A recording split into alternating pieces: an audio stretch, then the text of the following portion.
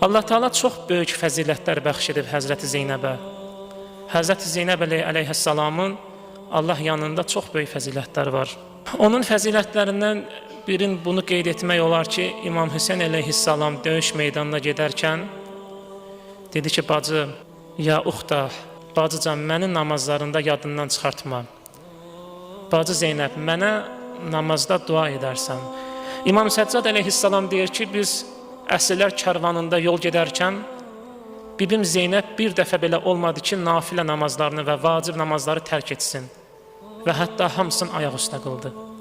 O qədər çətinliklər, müsibətlər, zülümlərə rəğmən xanım Allahla olan rabitəsindən ayrılmır, daha da Allaha möhkəm bağlanır. Allah Teala onu Həzrəti Əli əleyhissalam üçün zinət qərar vermişdi və o xanım həqiqətən də haqqın və ədalətin zinətinə çevrildi.